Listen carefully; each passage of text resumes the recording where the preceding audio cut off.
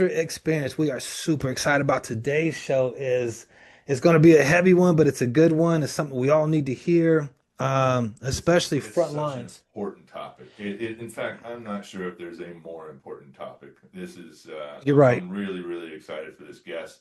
Yeah. And I really think this is going to be one of the more important shows we do this year, yeah, you know, just because it's starting to really become more of a forefront on the news.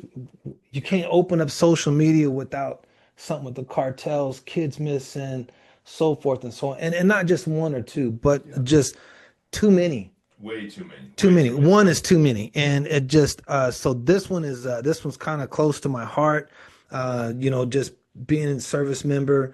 There's a lot of us guys that like to come out of service and join up with some of these groups that are looking for kids and utilizing that good training and And God bringing bless you these guys, man. bringing these It's kids so home, cool. man. And so our next guest is Ken, and he's out there in Florida. He's on the forefront of all this. He's on the front lines, and man, he's got some stories for us and just some really good information. As we all know, there's good information, bad information, and disinformation on, It is an and information war it going on. really is. And so that is what we like, and what we try to bring to the show is to try to cut through some of that and get the people that are like right there seeing it firsthand, Yeah, that aren't politically moved or financially moved one way or the other, just going to tell it how it is and you can digest it how you want to. yeah. We are bringing you boots on the ground, and Mr. Ken Newman is exemplifies boots on the ground. Tell them about it, man. So he's going to introduce Ken here. So Tell me a little bit about him. of Ken's amazing background and bio. So he is a man of vision and determination. This guy is just absolutely phenomenal. He's become a close friend of mine. Um, I'm really excited because the NACC, the North American Cricket Club, Yeah. has partnered with Safe Locator, Oh, that is and so cool. they are going to be at every single one of our stadiums, I love it. and keeping our fans, our players, and most of all our children safe. And so Man. I'm personally super excited. Dude, Uh, that's awesome, bro. yeah, Ken is the founder and CEO of Safe Enterprises, the parent company of Safe Locator, Safe Strategy, Safe at Neighborhoods, Safe at Real Estate, and most notably Safe at All Star. And Ken is going to give us a background on how he came to be doing all of this.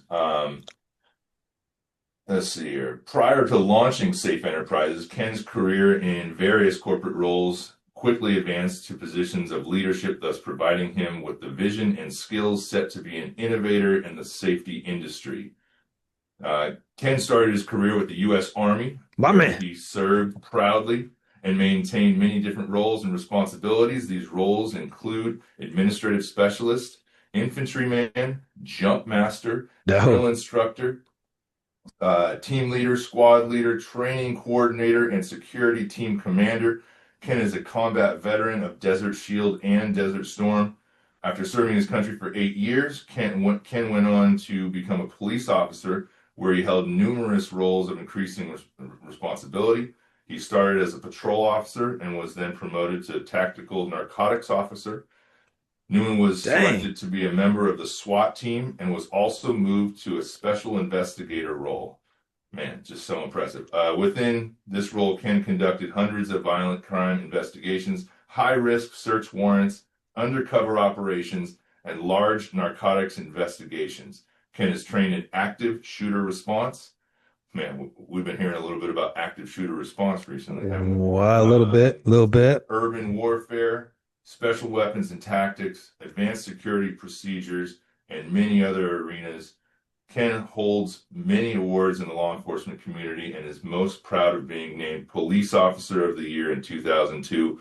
Man, Ken, we are so excited to God have you dang. on, brother. You are extremely accomplished already.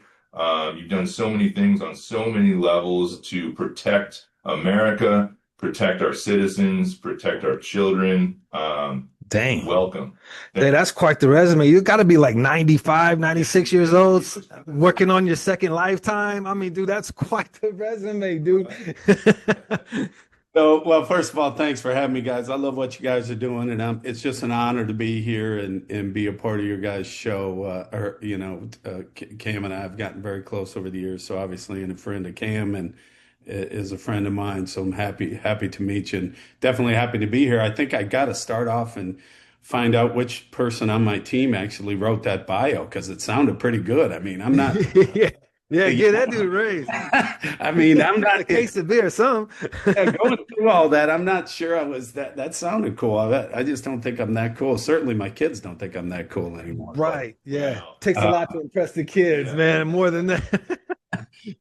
it was an honor to do all those things. You don't know what you're going to be handed in life, and to look at or hear that on a piece of paper and think about the contrast between being in corporate America versus being in law enforcement. It never made sense until I landed in the situation that I'm in now with creating my companies, and then it made all the sense in the world. So, some divine intervention and certainly some, God placed me on this path for a reason, and certainly excited to share with you guys. And this is a heavy topic that people don't want to talk about. So I like the fact that you guys are no nonsense. And, you're right. You turn the TV on every day, you open a newspaper, you go through social media feeds, and this is all that it's full of. So I kind You know of, what the horrible part is? It's all about after the fact, right? Like we're talking about, these kids got rescued. These kids, we've got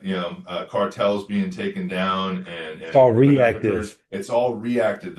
It's too freaking late. The kids have been harmed. It's time to get They've been proactive. trafficked already. Mhm. The recovery is decades probably, if ever. And so Right. these people's lives are changed, they're ruined in a lot of cases.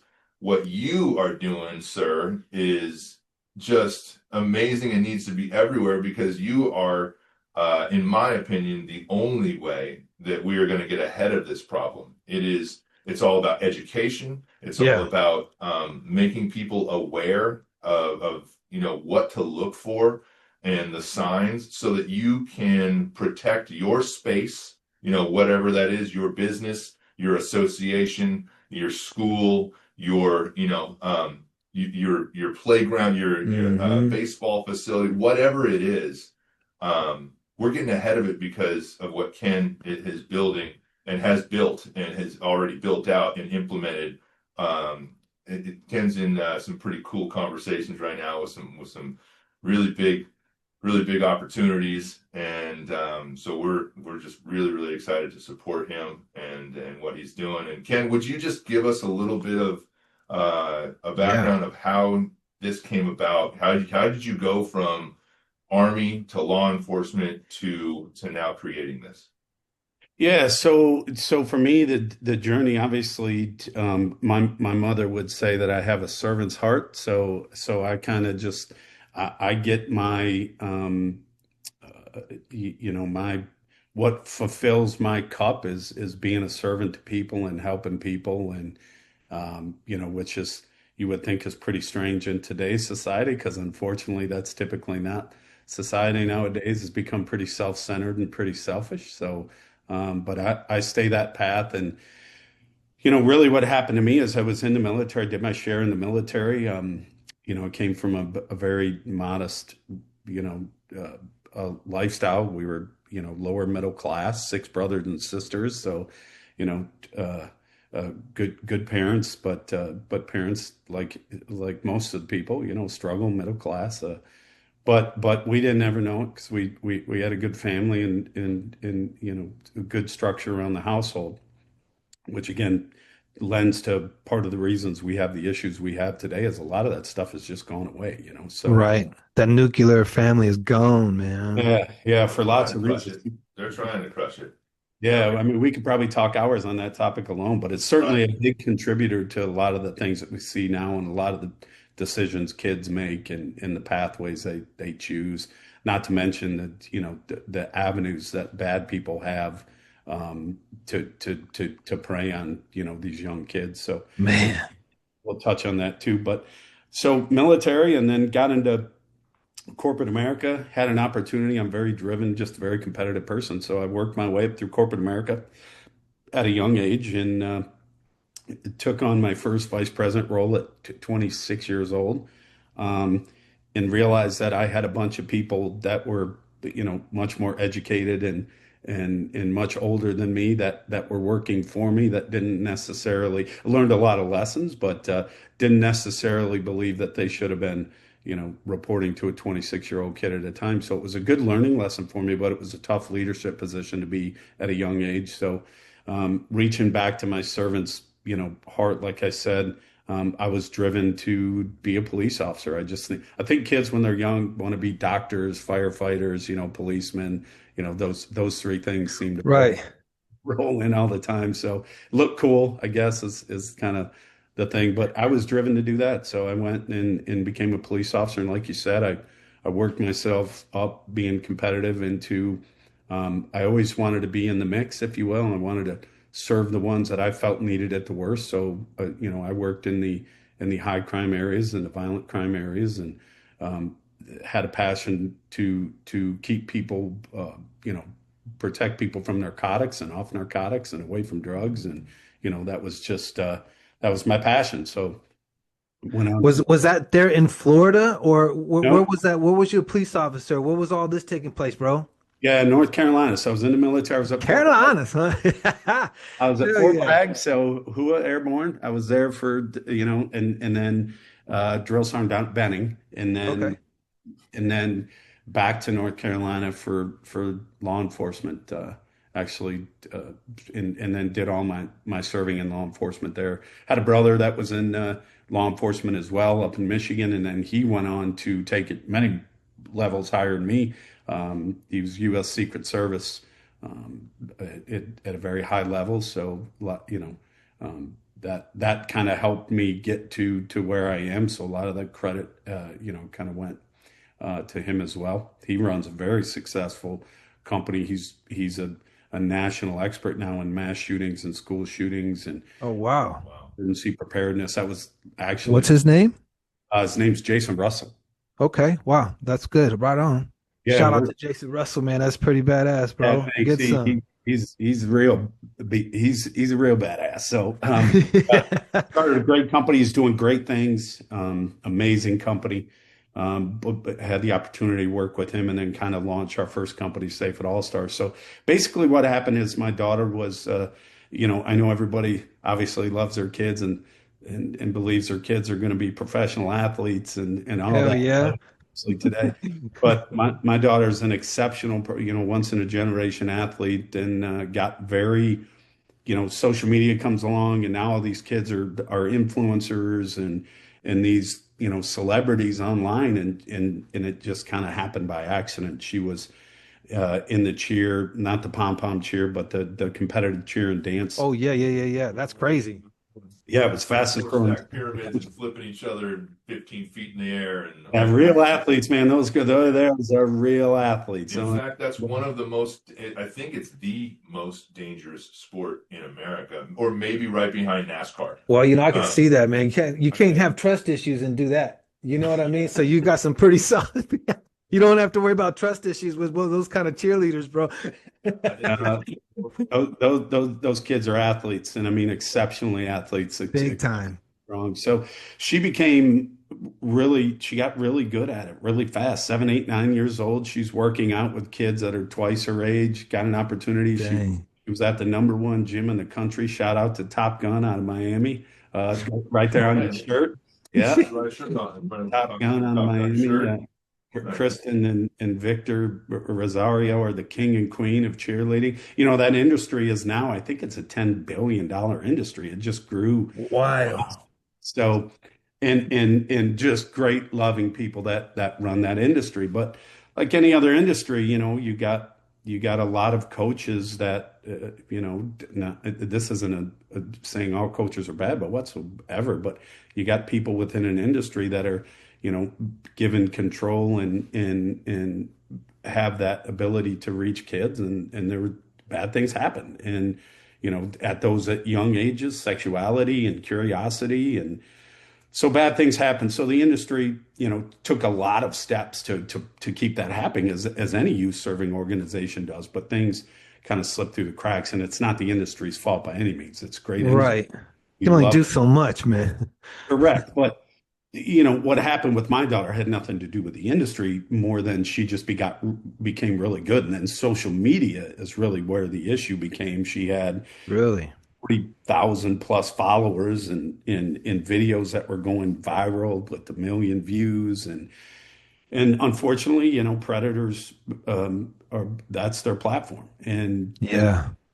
somebody slipped through the cracks and was able to start grooming her, online at 8 years old. And I said, Jeez, man. I'm a helicopter parent. I'm a special my bio makes me sound like I'm pretty tough. I am not by any means, but being that type of helicopter parent who's been around law enforcement and bad people for, majority of my life, you would think I'd be able to protect my own kid. And didn't happen. They slip through the cracks. They're highly trained on how to be bad, and they know the tactics. And so my daughter started down that grooming platform. Thank God it didn't get as far as bad as it could have. That's just a blessing for us, but it doesn't happen like that for you know hundreds of thousands of kids across this It country. ends up way worse in a lot of cases. Yeah, so I just said in that moment, I said, look, this isn't good. And for somebody that doesn't know how to shut up often, I was speechless. So I just said I was going to try to find a way and use the assets around me and my knowledge of being in law enforcement and having some pretty special people around me. I was going Hmm. to attack this problem and went down this rabbit hole of social media and safety and trafficking and child abuse prevention and saying, hey, what are we doing in this country to protect our kids and what's that process look like and what are the companies out there? And the good thing is there's a lot of people fighting this battle.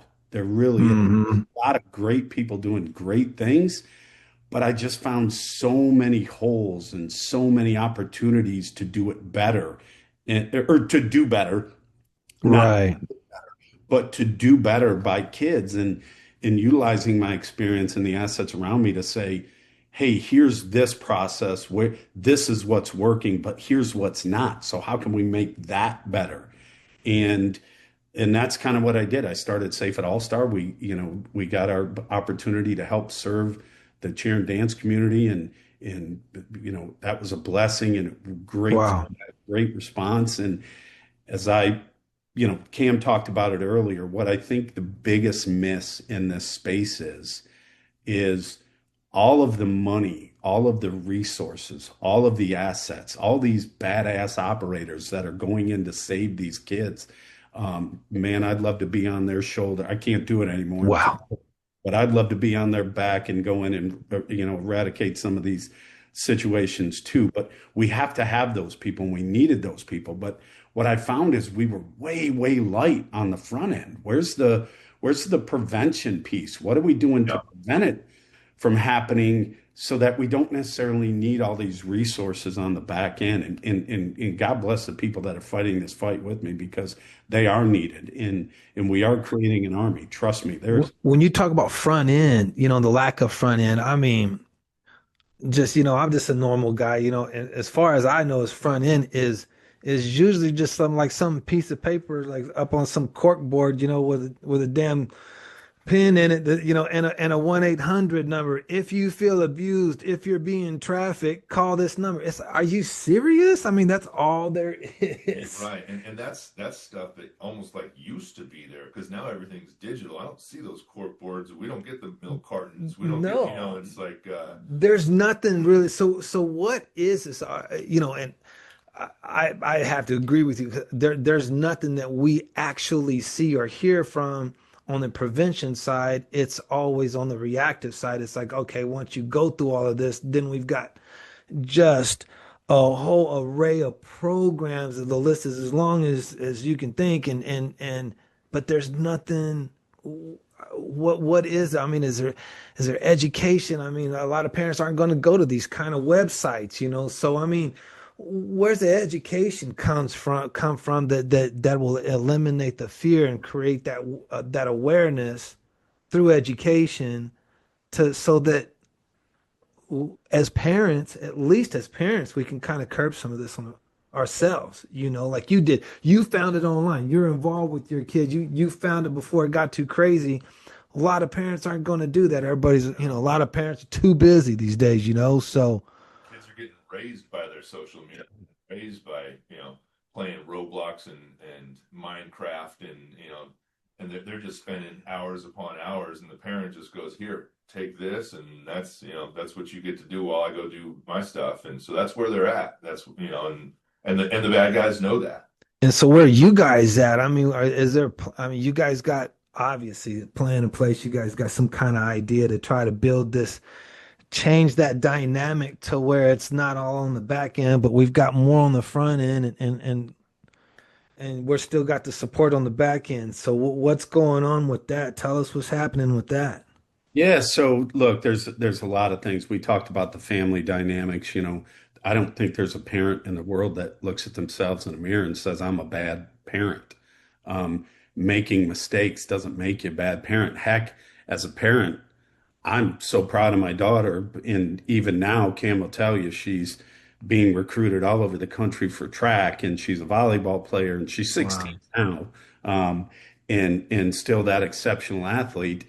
And social media is a part of our life. I don't want to change that part of our culture. Yeah. It's just part of our culture now. But if you're not educated, first of all, if you're not willing to, you hear parents, and I'm just going to be blunt. I mean, we could be blunt Please. on this show, so I'm going to be blunt. That's what we do. You got parents that use, like Cam said, here's an iPad, here's your phone, you're 12. These are babysitting tools now, but they're the most dangerous things we have on the Truly. planet. This is the portal to everything bad in this world. It just is. And Hmm. parents, we hand it to our kids. I did it. I handed it to my kid. I said, go play your games, have your fun.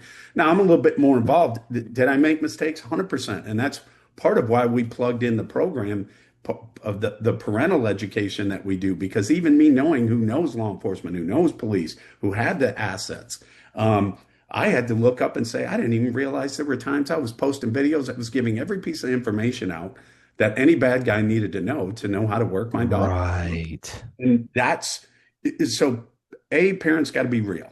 You got to say, I can do better. We get lazy.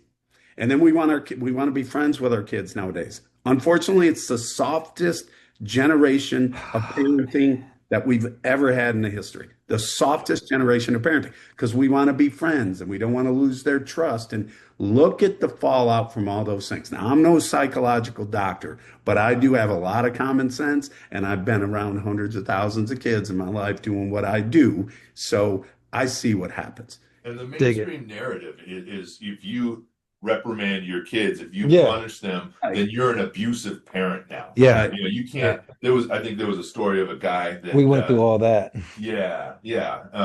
His kid got in trouble at school, so he made him have rocks in his backpack, and he was walking up and down the street with 50 pounds of rocks in his backpack. And somebody called CPS on the guy for child abuse. You know, making your kid walk with some heavy backpacks, that's not child abuse. That's punishing your child so that they learn a lesson. You're not abusing them, but that's where we're at in society. The mainstream, it doesn't exactly guide us in what's going to be good for us long term. No, and the exposure is different. So, again, now you're coupling two really bad things together, which A is the softest parenting that we've ever had, in history, along with the greatest amount of access to children through all the platforms, through the video Hmm. games, through e-gaming, through the internet, through all the social media. And then third role is you typically across the country now, you have two working parents, right? So they're Right. Yeah. trying to raise families. So kids, unfortunately, are being babysat by these tools. And look, computers, necessity. We got to have them. Kids got to use them. These kids Yeah. know how to get around every blocking parental tool on the Oh planet. yeah. They Yeah. know how to do those things. So we have to stay ahead. It's not necessarily the kids, but it's the positions that they're put in. So you got and then the e-gaming and the isolation of the kids. I mean, heck, I can remember being when my child headed to sporting events with a group of, we got half the cheer team in the back of the truck, and no conversation is going on. They're all got their heads down in their phones, and the funny part is they were conversating. They're just not doing it out loud. They're all on the same Snapchat. They're all looking at reels. They're all sending them each other text messages, and I'm thinking, put the phones down and learn the social skills that we're not learning by having our phones in these devices. And the devices can be just as powerful for the good as they are for Right. bad. The unfortunate thing is they're used mostly for bad these days Yeah. when it comes to this spectrum. So, to go back to answer some of your questions, those are the problems. So, and those were the issues. So we could have great technology, which we have built, and I'll talk a little bit about that here shortly. In all these other companies, there's a ton of companies out there in this space that are doing amazing work. Um, and one of the things we have to do is we have to stop working in silos and we got to work together, which is really starting to happen. I'm meeting with some organizations that it's not about what's in it for me. It's about how can we fight together, knock down these walls that are in between us so that we can have one big army fight, because the other side is an army. You better believe. They are unified, aren't they? Yeah. They are unified. We have to unify together as the warriors fighting for humanity, and we Yeah. do have to unify now. You're looking at 100, you'll hear anything from 150 to $200 billion a year industry. I would venture to tell you collectively all together within that dark evil space, it's $1 trillion. And that is being used for bad. That's a lot of money. Think about that type of money battling against you.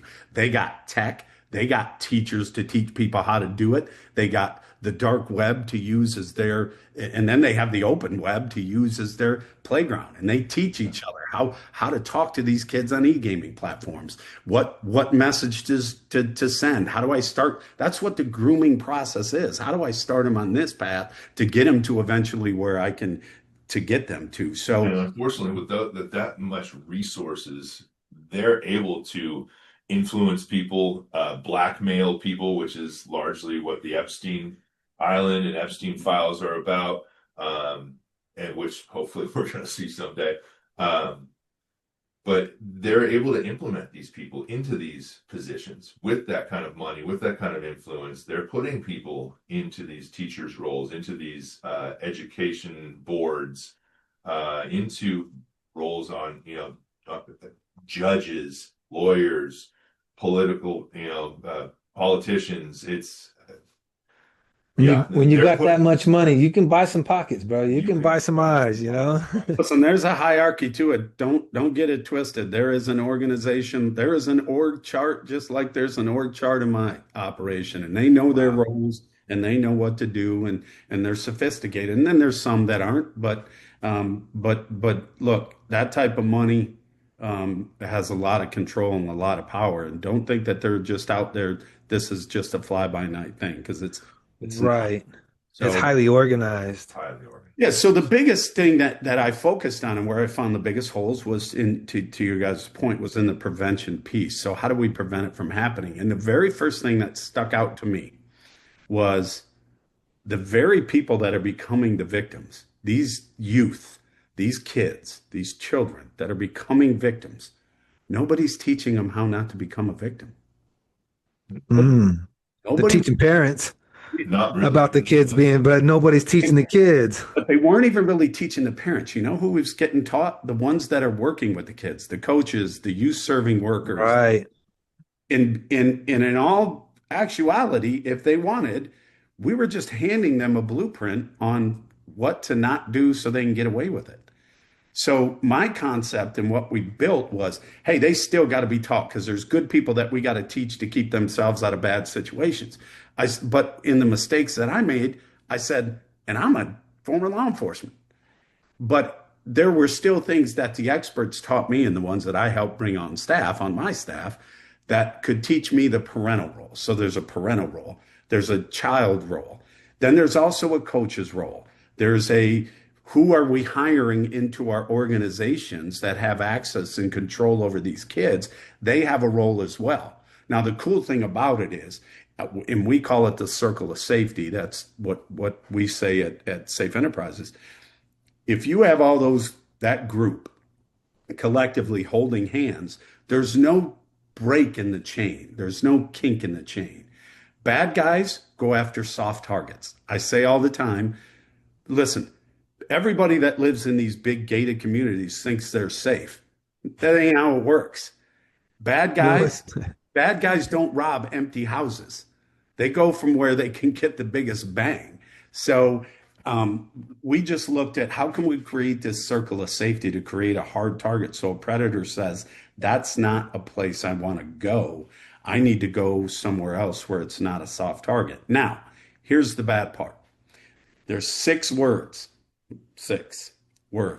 that are the worst words that you could ever mutter in your entire life. And this is what I fight against every day. And that is, it will not happen to me. oh That's what God, I'm yeah. fighting. Everybody, because again, you have to say, well, if it happens to me, I'm a bad parent. That is not the case. That's not the case. Right. I'm a good parent. But maybe I wasn't checking social media enough. Maybe I wasn't controlling screen time enough. So that access goes up. Maybe I wasn't disciplined, putting rocks in the backpack enough. There's a lot of things that we can look at. My point is, we weren't doing them. And we have a Right. society that says, I'm not going to look in the mirror and say, gee, I'm not a good parent. And by the way, what is that? It's not going to happen to me until it does. And then they want to do something about it and it's too late. The damage is done. They're affected for the rest of their life. The kid's affected for the rest of their life. I call it the ostrich, the ostrich syndrome. And nobody wants to have this conversation, by the way, with a 6, 7, 8-year-old. The problem is Right. they're having it at school. They're having it on in their e-gaming platforms. They're seeing it on social media. I was a football coach for years, and I was doing it with peewees in middle school. I can tell you the conversations that those kids were having.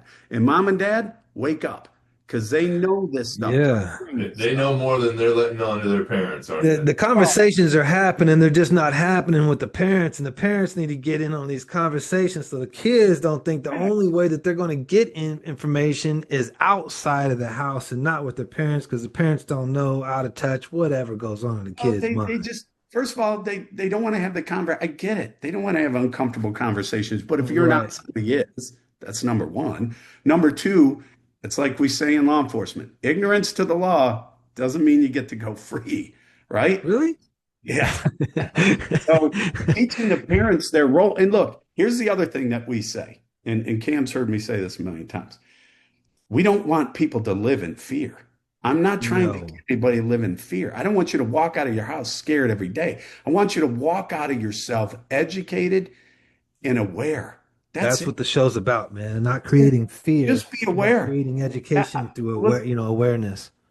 and if the kids can be aware, they can recognize signs, supply versus demand. Got If it. we can cut the supply chain of these youth being abused or taken or whatever it may led down these wrong lifestyles, then that we don't give them the feed that they need. So it has to start in the preparation. And you're seeing a lot of people heading in that direction now. A lot of companies trying to and doing what we're doing in a lot of different spaces, and we're proud to be a part of it. But until people want to have these conversations and wake up about, it, then then we can only do so much. And I tend to get a lot more calls after the fact that say, "I wish I would have." Let's And, cut down on those. Let's cut down on those conversations after the fact. Um, Ken, there's a couple of pretty hard hitting statistics that and I'm hoping you can expand on it. I know you can. The one that I think this statistic makes me the most sick to my stomach of any statistic that I've ever heard, and that is that 800,000 children go missing every single year, and that's just in America. 800. 800,000 children go missing and are never found again. Or maybe what is it, 1%, Oh my 2% God. get found. so let me give it to you Yeah, You know, give us the real stuff. Oh God, man, here we go. in a real analogy that you'll understand, and I say this all the time. And I'm going to give you, after that, I'll tell you a little bit about safety protocols that make us go numb to things that we actually put in place and then we don't pay attention to them. But you're right. You know, statistically speaking, about 800,000 kids a day. So if you look at four, that's 20 some hundred, what, 2,300 a day, 2,500 a day, something like that, quick math. That's the equivalent of four 747 aircraft. So what I tell people is if everybody walked out of their house every morning and you physically saw four 747 aircraft falling out of the sky, they were falling out of the sky every day, and you knew they were full of children, what would we do to prevent that? Oh We wow, dude. we would do what God wouldn't, dang. right? Right. The question is what wouldn't we do?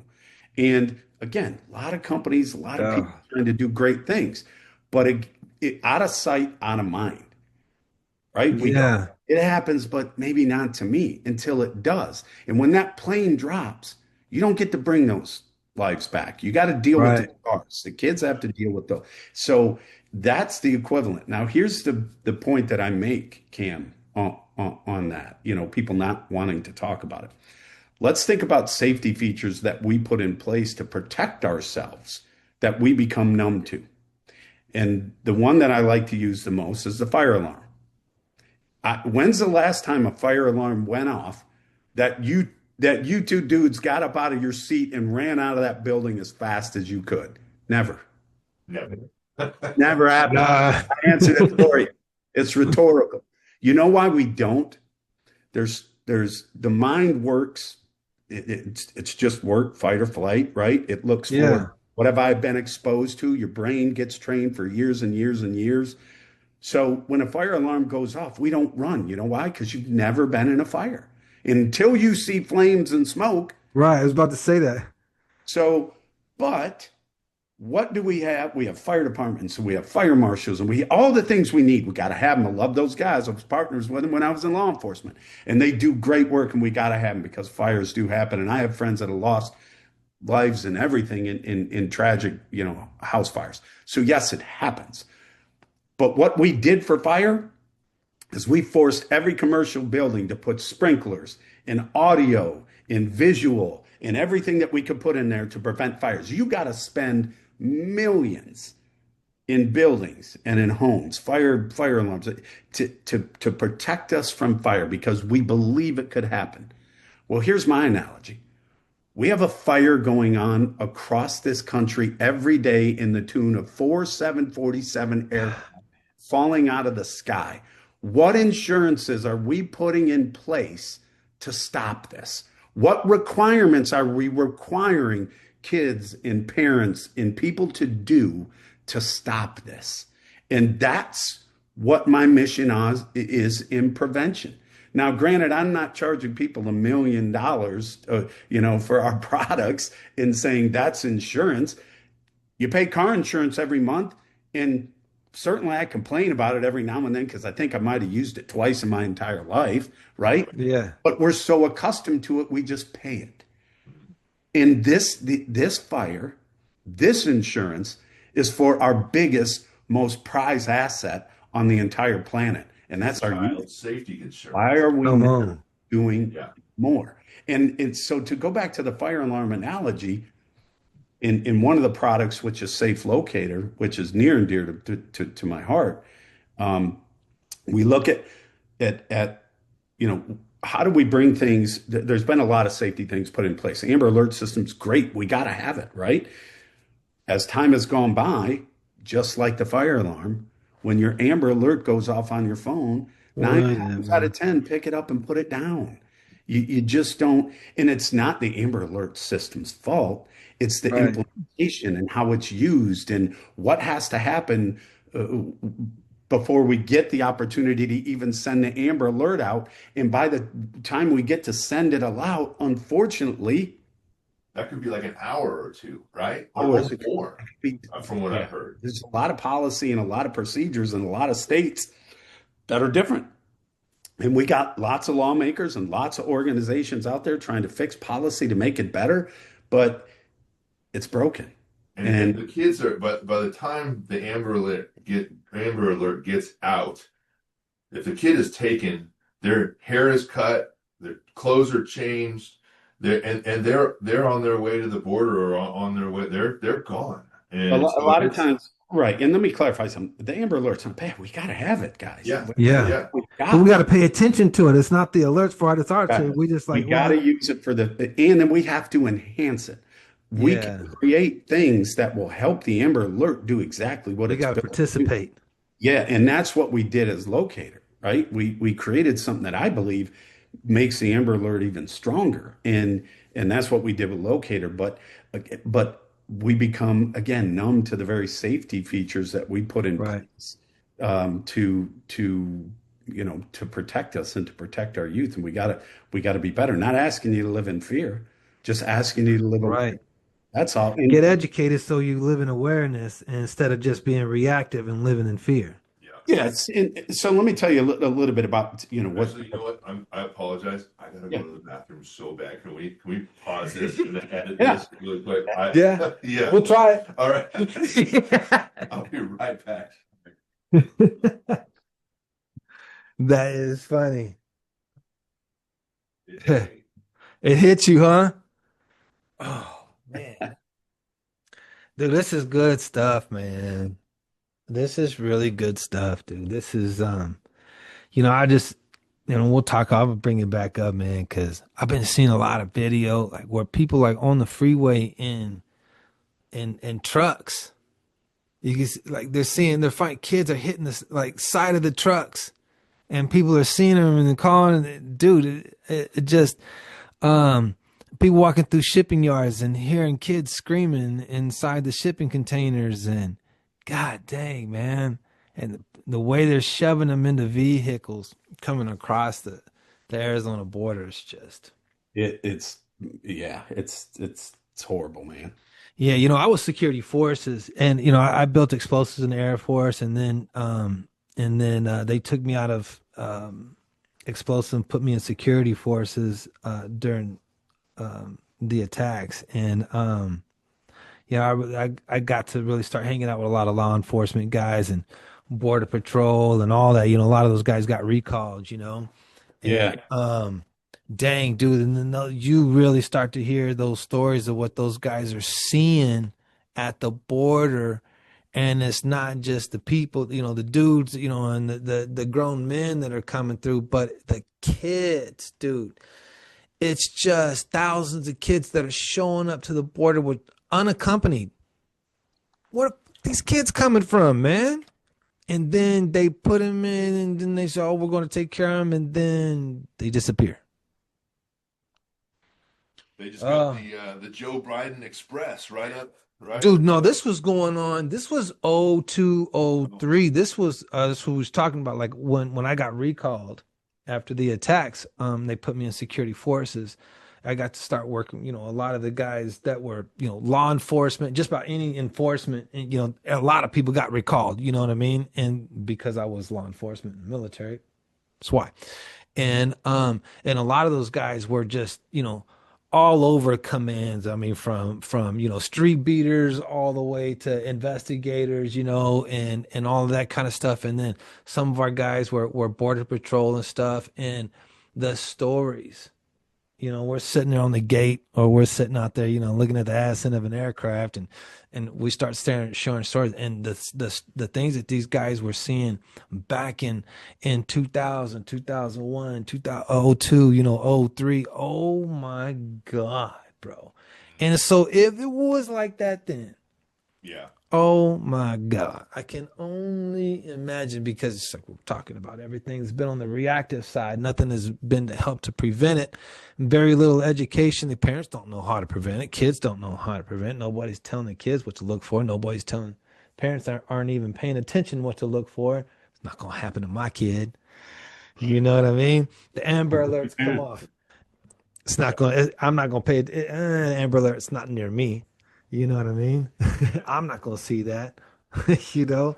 Oh yeah, dude. It was Some pretty wild ass stories, bro. Some Yeah. pretty wild ass stories, man. So this is So Ken, mm, um, tell us how Safe Locator differs from Amber Alert. Yeah, so a couple things. If you remember, if you remember, you guys know you're a little younger than me, but close enough in age. Don't let the gray fool you. I'm a little younger, and He's still I spry. I'm yeah, 53. You can't be too much older than me. a little bit. All So, right. um, Ken's you remember the 82. old days? We used to have kids come down to the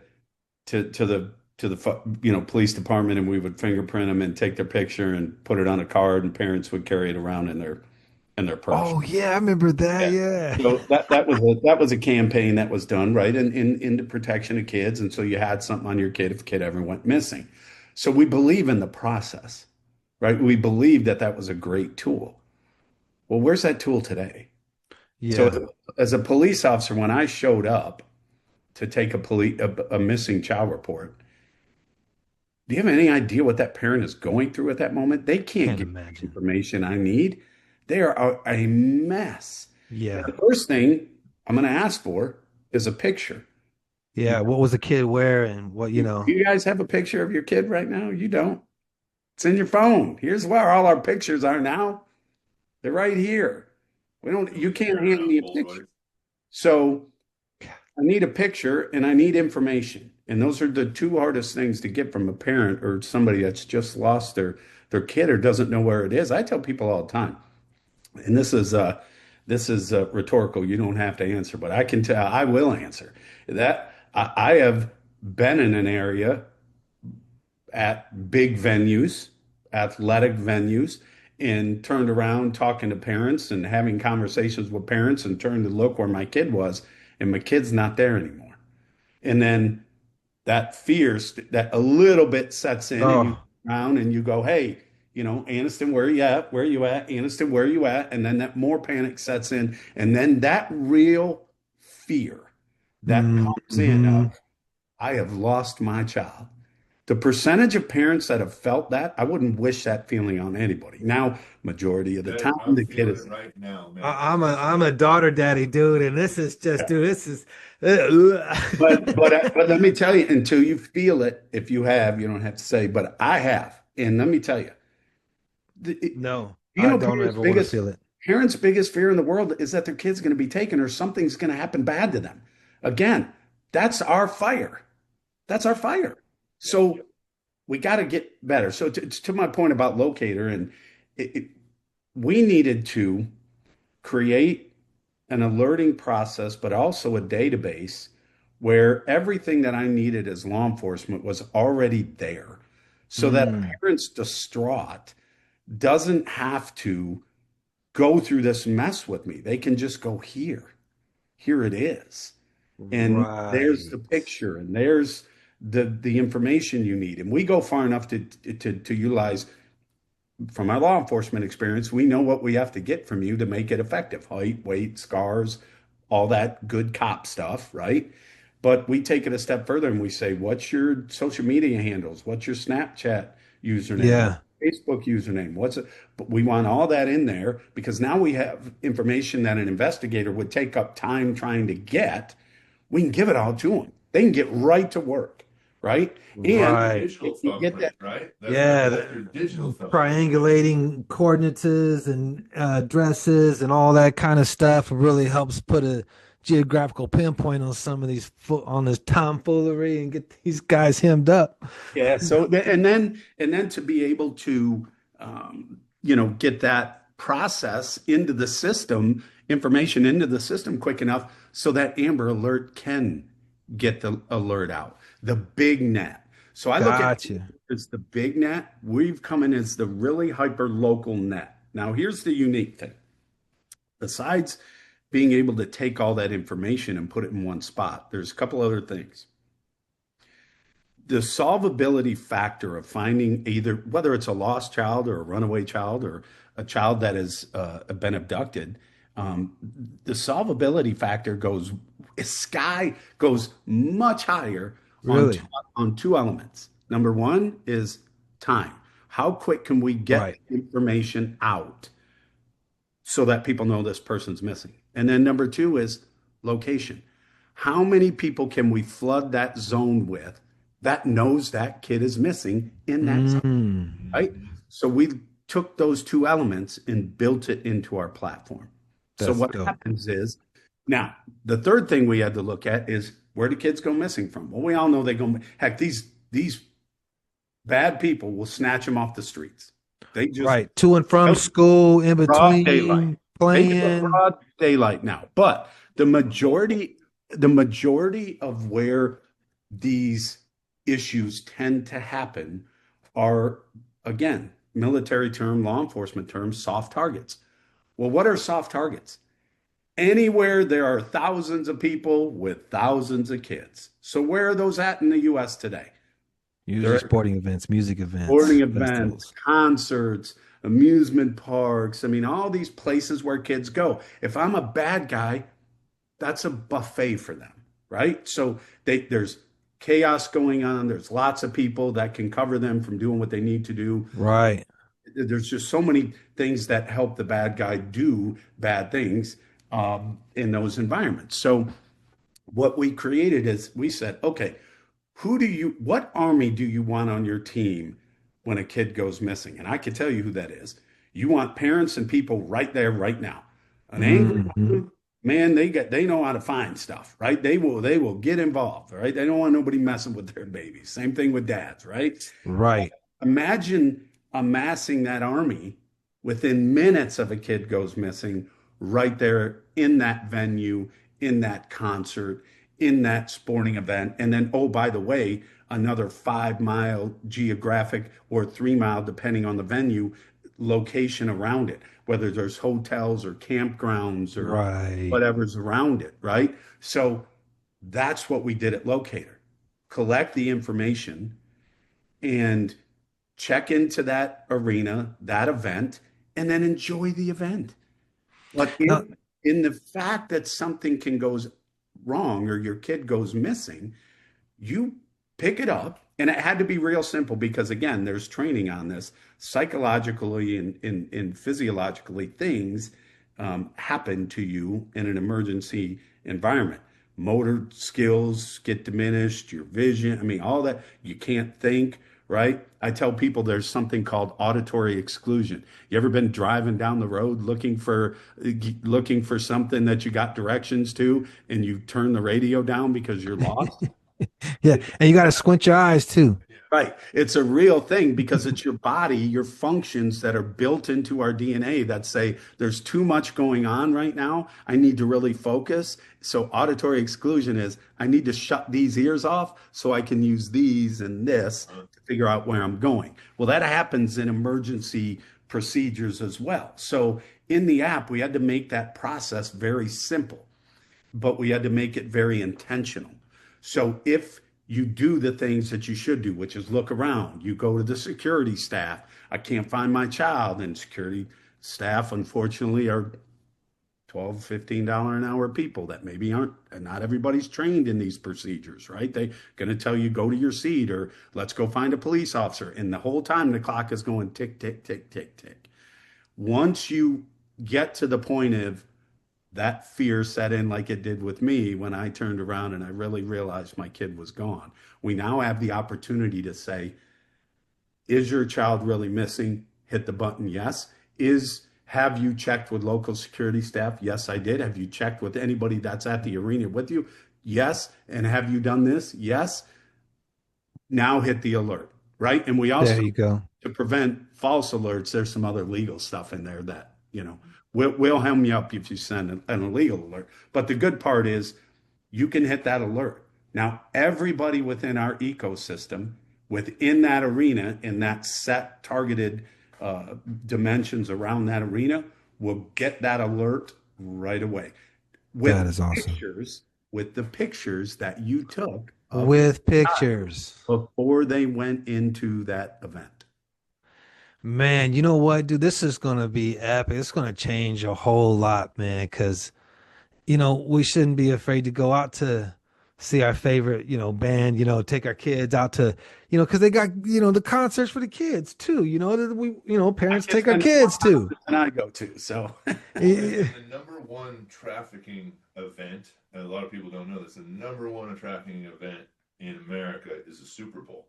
There is Wow. massive amounts of trafficking around every Super Bowl, and I'm sure because that's the single biggest event in America sports wise. But if it's happening at the biggest, it's also happening at the lower levels too. I mean, it's at fairs, baseball games, football games, Mhm. soccer games, basketball games, anywhere there's a big event and crowds where they can hide their activity. Right. But the number one thing is the Super Bowl, and then also another big one is the Olympics, and we have the Olympics coming to LA. LA in 2028.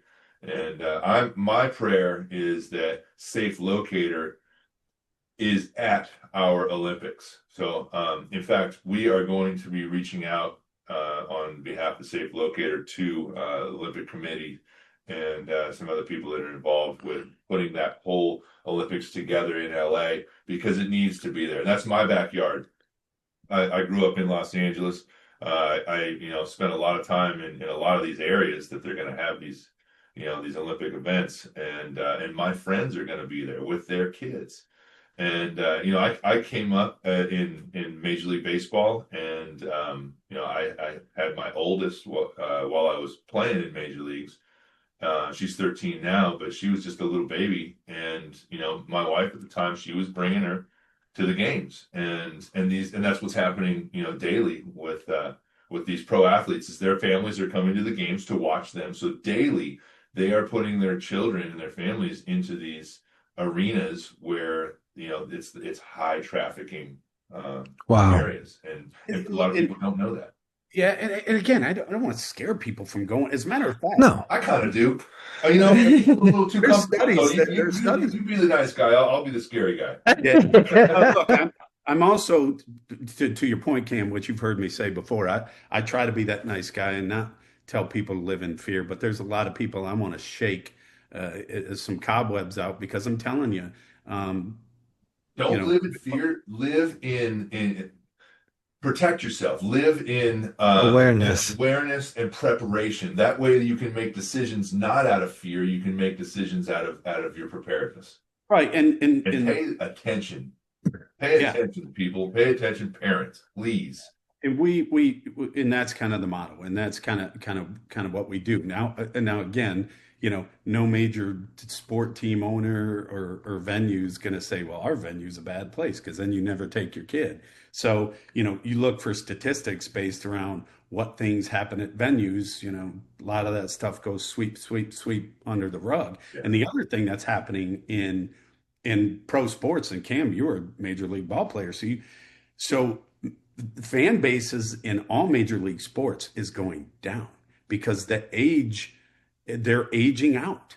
So Yeah. every major sports club is trying to figure out how do we reinvigorate our fan base. Even NASCAR is doing it, right? They have the Yeah. most loyal fan base in any sport, but they're aging out. So they're trying to say, how can we bring kids to our events? How can we start marketing towards families to reinvigorate this fan base? And I'm saying you should. That's great. Get the kids away from the games and all the stuff they're doing. Bring them out to the events. But just know that by inviting more, you're going to invite the other side as well. Can't we just do a little bit more to make sure Yeah. it's Right. effective? And that's And putting your head in the sand, that ostrich effect, that ostrich strategy doesn't work. And I keep saying it. I don't know if I made this up or not, but when you put your head in the sand, leave your ass in the air. I've never heard that, but there's a chance I might start Write using that down. I'm becoming unapologetic to it as well. Now I live in this space, so I see a lot of the bad stuff, but again, most don't. So when you're unaware about it, you just rather be aloof to it. So, but we got to do better. We pay insurance. Listen, Yeah. the other thing I'd say, because a lot of people go, well, you're a business, you make money. Well, I don't know a business that doesn't. But you know what I do with all of our money is every deal we do, I do a rev share with the organization.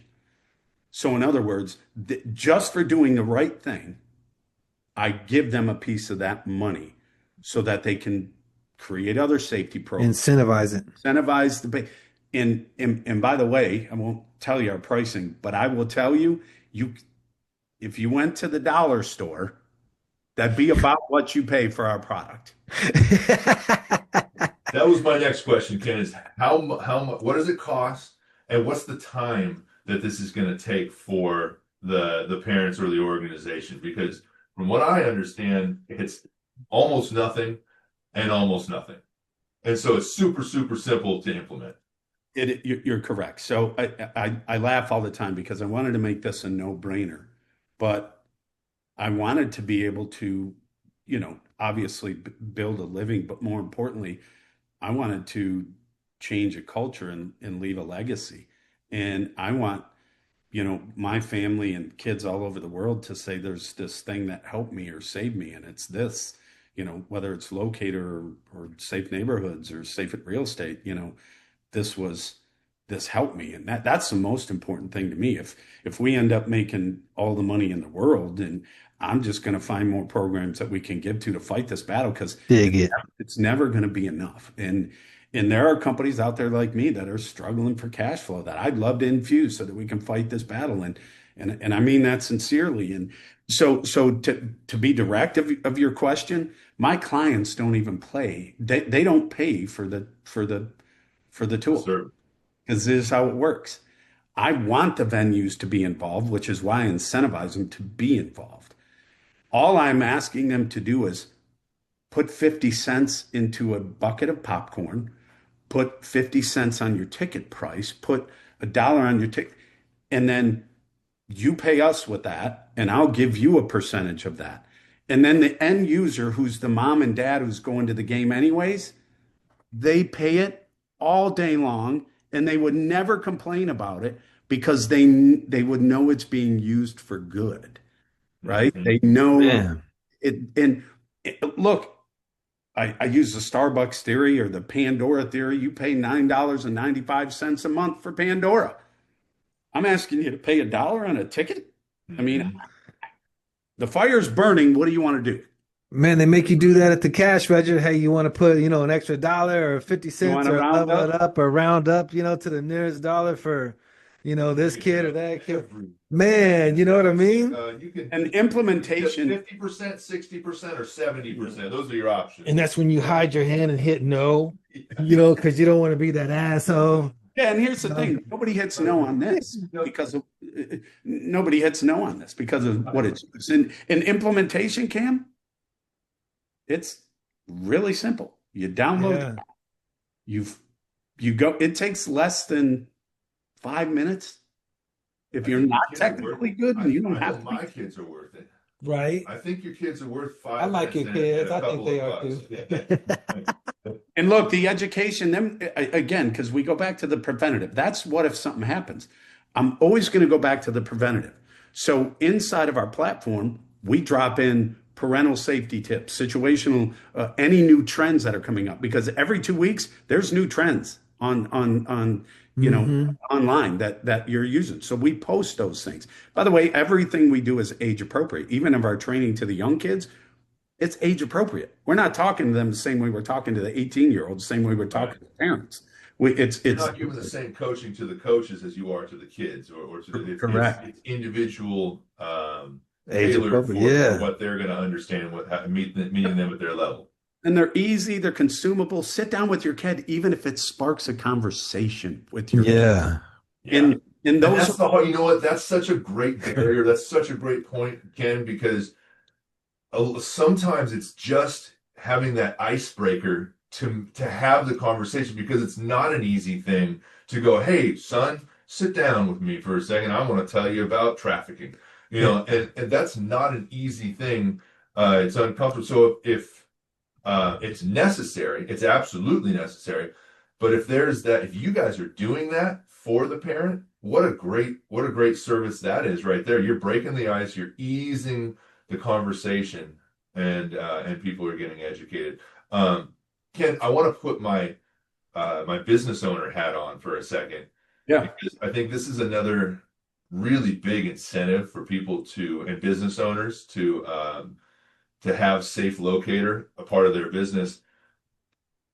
God forbid something happens, at a ballpark or at a gym or at a business, and somebody does get abused. Somebody does, something happens, and there's going to be lawsuits all over the place. And the judge is going to say, you know, sir that owns the business, CEO, president, business owner, what did you do to get ahead of this? What things did you put in place to prevent this? Were you negligent, basically, is what they're going to try to find out. Were you negligent?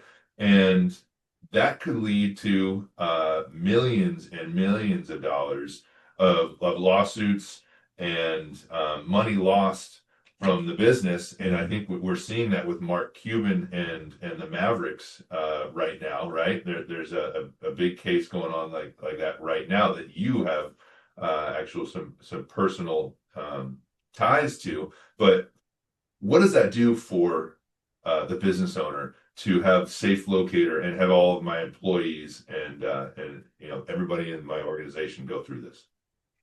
Yeah, so great question. And nobody can say what a judge or jury would or would not, reward. But I can tell you it's very, very public information. You can go out there and look what insurance companies are paying for, you know, um, these horrible situations that are going on. It's very public, and it's in the hundreds and hundreds of millions of dollars Uh-huh. that insurance companies are paying out, and businesses are paying out because of this. And the quick story about the incident that you just brought up. I happen to know that family. It's a very public case where the girl was at a basketball game with her father, and she had left the seats to go to the bathroom. And I don't know the ins and outs of the entire case. I can only tell you what I know. And in just in the event, or in respecting the time of the show and your time, she ended up being taken to the parking lot after a period of time of being in and around the arena, which is very important. She was walking around the arena. She actually went outside of the arena and sat on the steps, and was in like 5 feet away from four police officers that were standing there too, which is a very important thing to know about this. Within a certain period of time, she was being abused in the parking garage of that arena. They took her. They drugged her up. They took her out of the arena after that, and she was moved into the Dallas Fort Worth area where she was trafficked for days, and then basically moved or sold or whatever it is to another group, if you will, over in Oklahoma, I believe. And by the grace of God, and only by the grace of God, because typically those kids never get discovered or found again.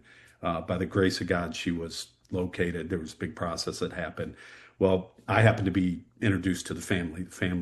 And when I talked to the family, the most interesting, the most validating, but very heart wrenching thing I think I've ever heard, as I was building this, the mother said to me after she told me the story, and I mean, I was a bucket of tears, obviously, as any good human would be, and with hearing all the details of that down, it was just horrific. And this girl will never be the same again. That family will never be the same. No amount of money in the world is going to ever Right.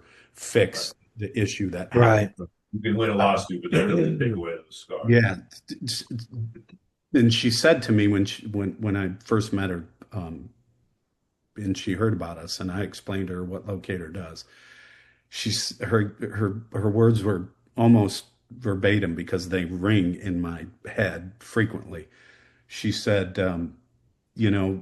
our family can't cry anymore. We've cried all the tears that we're gonna cry. We're tough, and we're tackling this head on now. She said, Mhm. but had this technology, had this process been in place, this could have completely changed our family's life. Like this potentially could have been a total different outcome. And now I don't want to take any credit for that. It actually made me feel horrible that somehow I'm not doing good enough to have this everywhere. I went Because it wasn't there. Yeah. and and the reason and it just that sticks with me daily. And I still talk to that family, but by the way. Mm.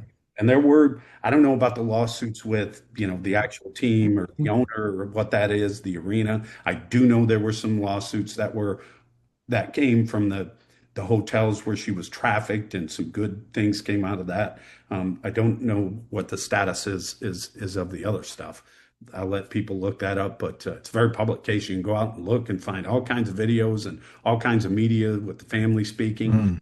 Um, super super nice family, big components of what we're doing, but it and there were times, as you can imagine, I'm just a father. I'm just a guy that's trying to do good in the world. And certainly I know that it's a business, and I know and if people selling pens and pencils and cups and trinkets and Starbucks and subscriptions can make billions of dollars, why can't people that are doing good for kids do it?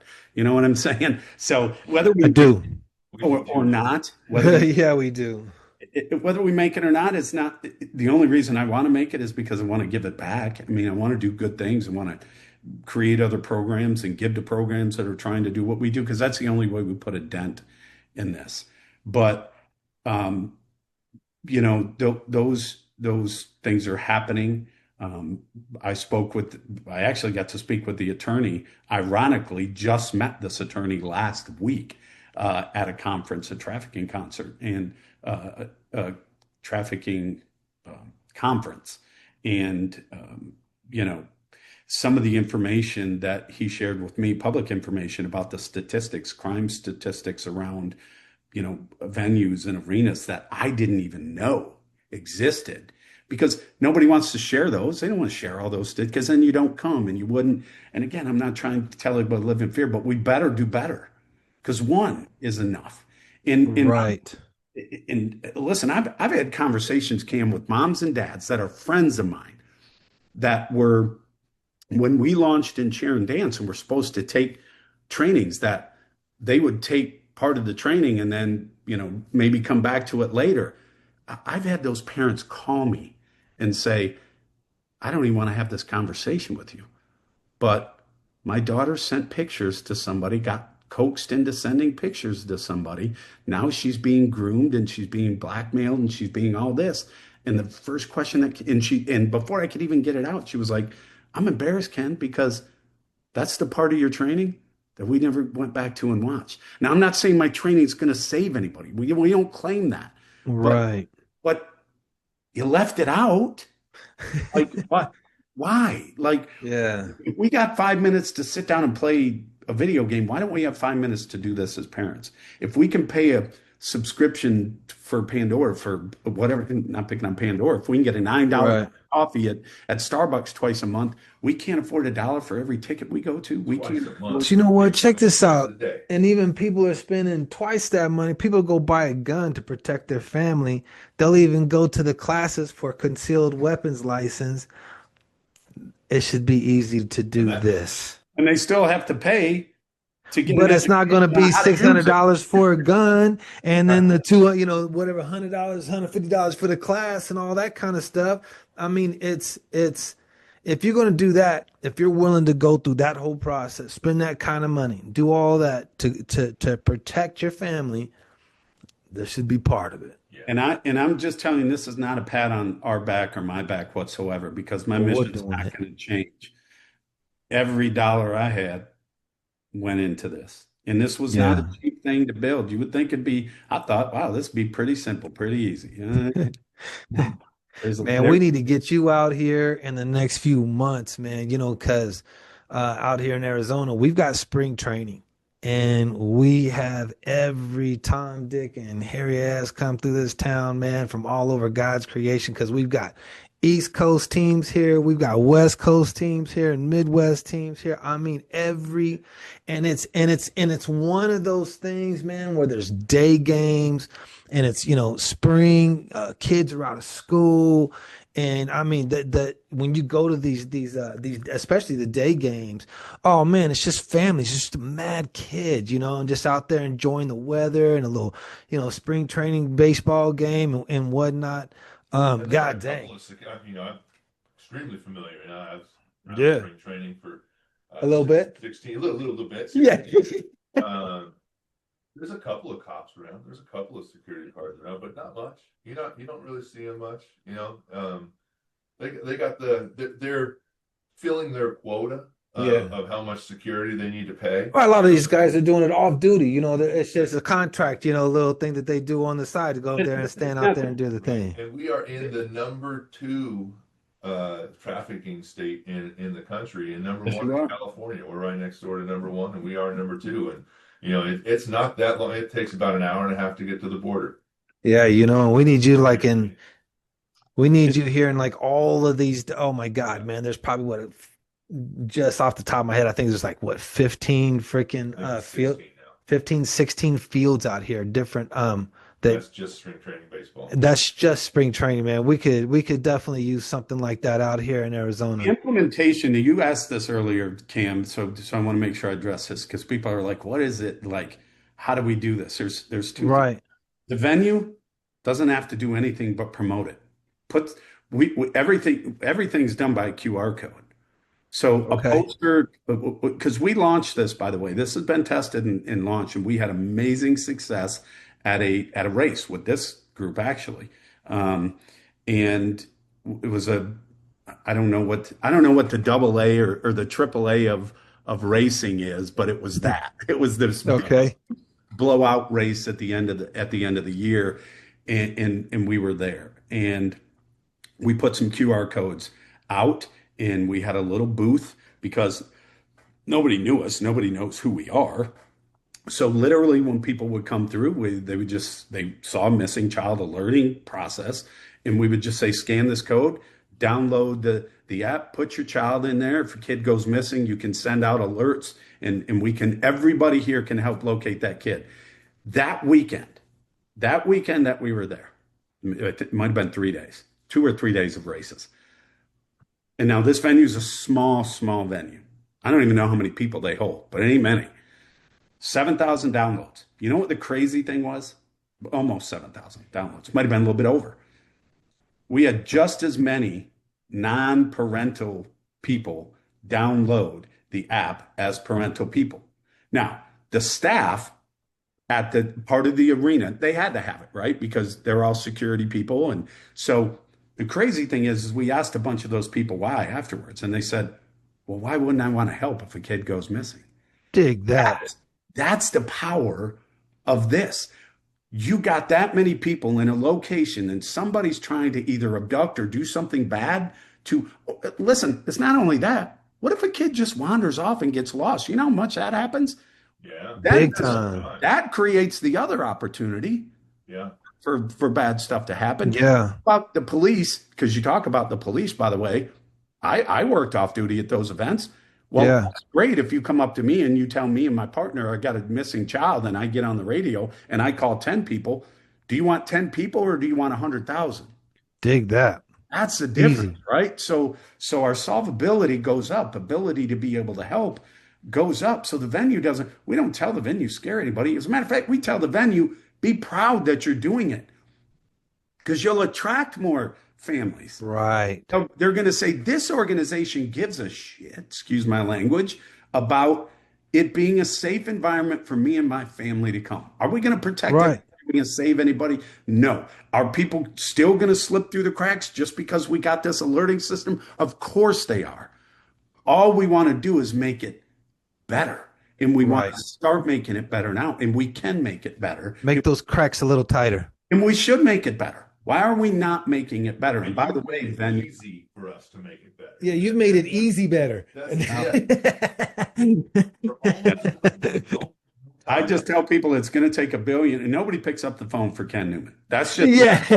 I'm not, I don't get to call the owners of NASCAR or the owners of, I don't get to call Yeah. Swift's people or Snoop Dogg's people and say, "Hey, you're doing concerts. My name's Ken Newman. I'd like for you to be a part of this solution." They don't care. They don't pick up the phone. That's just the basis. So we've struggled at getting, it doesn't work if you got 10 people on the app, by the way. We need Right. boots. In launch 2.0, we got some super exciting stuff coming once we're launched, the app's live, it's active, we can use it. I need a venue to say, this is important to us. It's going into our ticket cost, and parents aren't going to care, and we're doing the right thing. And I'm going to make money, Mr. Ken, owner of the club, and my families are going to be safe. And potentially, if I do get sued, I get to say I'm going above the legal standard of care. It's and oh, by the Yeah. way, we Nothing can but that. save kids. We could save youth. We got a halfway decent network of some people that are in the right places that can get this into some venues. And I mean, if we can utilize our network in this show to help make that happen, and brother, that's exactly what we're going to do it, and we'll exhaust ourselves doing it, man. Yeah, I don't think there's a more worthy cause out there. He's a girl dad, I'm a girl dad, and our kids are the most important thing in the world. Yeah. They are the future, and if we have a bunch of unhealthy, abused children, we're going to have a unhealthy, post-traumatic stress Yeah, what's the country going to be like that, country. yeah, in 20 years, 30 years, We So, have to get ahead of it. So, Ken, thank you for the work you're doing. Thank you for everything that you have done. Thank you for being an expert in this, so that I don't not know. everybody has to be. And That I'm you, not. you've made it easy for parents and everybody, organizations to make their kids and make their entire organization safer for almost nothing. yeah, we should be able to just So go and just watch a baseball game without worrying about our kids getting snatched up behind us. yeah, And if just, the worst case scenario, and God forbid, something like that does happen, we've got somebody like you. We've got that these venues everybody from the venue owners all the way down to us, can tap into and battle this all the way around, man. Because Even if it's just a deterrent, guys. it Even is. just a deterrent. It's like the fire alarm. Yeah. That the fire pull is there in a venue. Why is this not there? you know Why? what I want to Yeah. see? I want to see like when you drive into a town and they got the town sign and you got the Kiwanis Club, right? You Yeah. got the all these organizations. I want to see that this town is designated safe by Yeah. safe locator, by safe strategy. Welcome to Glendale. That's We are safe by, safe local. Man, come on, bro. That's epic right there, dude. We got some that's exciting things in 2.0 coming out because I believe that we can use this tool, by the way. Maybe round two, if you guys invite me back. I think that absolutely. we can utilize this tool not only in venues, but Yeah. we've created a process that I can actually, in one of my other companies called Safe Neighborhoods, we tested similar technology that we can use this alerting system to work in a really, really, really hyper local area. So Well, imagine come on. imagine getting an alert that's only for your zip code, only for your neighborhood, only for a 2 mile Right. radius around you. With us being number two, man, we'd love to have you back out here, dude. And I know I'm going to reach out to my network of people that I know that work Thanks, bro. directly with all the venues for baseball, football, and basketball across the country.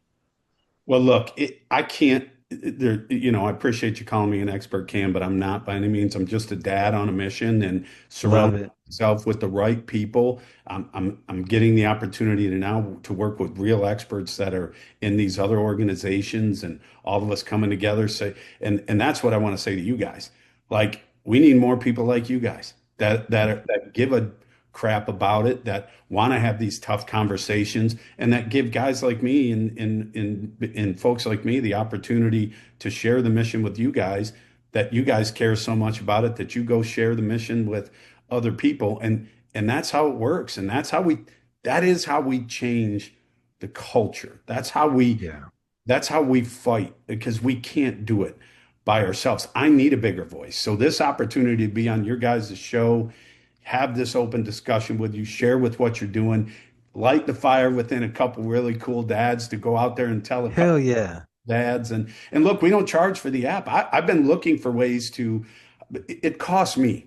It costs me a lot of money to have this tech and to run the tech and to try to market it. And we don't have that. You know, this is all bootstrapped by little old me. And you can see by the room I'm in, my means are pretty humble. So, but if we can, but I don't charge for the app. But I had somebody tell me, why not charge $2 for the app and go get 20 million to download it? I don't want to, I want to look for the best, easiest way to do it for the lowest amount, but that it's the best effective. And Right. I just think by getting around people like you that are going to share it, that are going to make the connections, people know Cam, that dude was a pitcher in the major leagues. I'm pretty sure Cam knows people some pretty high places. But I will also say this, and this is the downside. Those people that sit in those places with those checkbooks, oh, by the way, they don't have to have a checkbook, by the way, because they're not paying for it. As I said, I made it that easy. I just need somebody in that position to say, yes, this is the smartest thing ever, even if it's just to create a, a place where bad guys say that this is a safe locator certified venue, that they'll Right. stay away. And that's it. The PR I love alone, I it. think, would be worth millions to them. Yeah. I mean, everybody's got a door to the house, but then you throw a security screen on top of it, it creates a deterrent. So this Right. is our security screen to the doors across the country. You know what I mean? I dig it, brother. We're gonna rock this joint, dude. Appreciate it, man. Well, We're excited. Ken, thank you for the work you're doing. Thank you for the work you've done. Thank you for making this easy for us Yeah. to keep our kids and our communities safe. And God bless your mission. And we will do anything that we can to facilitate and help this get everywhere, because it's just so needed. I am not putting my head in the sand. I Nah, do not want my ass in the air, you no, know. negative. And so, man, again, thank you, and thank you for coming on. I Yeah. think we just absolutely loved having you on MK Ultra Experience. We are all about elevate, evolve, expand, Dig it. and you are all about that as well, my friend. So thank you.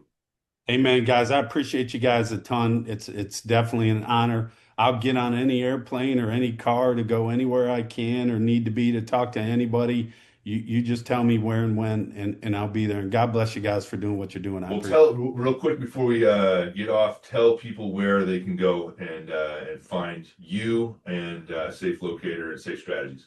Yeah, so you just go online at www.safe-locator.com. It'll take you right to our website. It's pretty simple. It'll explain it to you. You can go to the App Store and down Safe Locator app. You can go on and actually it's up, but we don't give anybody access and control to it right now because we're changing some things within there. And until we get our first venue live and active, we just don't want a bunch of people going in and sending alerts out to people all over the place. Yeah, It'll yeah. be We're very gonna put all of that into the show bio and Dig everything. it. So we'll Yeah. have links. So those of you that are listening that didn't catch that, we'll have it in the bio so that you guys can tap into that, and we'll have it on all of our social media. We're on Instagram, we're on Facebook, we're on YouTube, so you'll be able to find all of those links there. So just make sure that you tap into that, and we all know somebody that needs this. So even if you don't have kids, share it with those who do, and we'll get this out, my Or brother. if you don't care and you're a horrible person, then don't. Yeah, It's, yeah, we've got choices in America, but we you know, do. But All man, right. we've loved having you on, dude. This has been a well of information, and as hard as the conversation has been, dude, it's been really easy, and it's been it's been light. I think it's been something we can all chew on and just kind of be aware of. And hopefully this will strike some conversations around the family's tables, the over, from here on out. And we'll get this out, my brother. We can't wait to have you out here. And we'll go to a spring training game. I'm ready. Let's go. Thank you Hell guys yeah. so much, man. God bless you guys. Keep doing what you're doing. God bless you, All right, brother. man. And you do the same. Will do. Thanks, brothers. All right, brother. Thank you, man. See ya. All right, guys.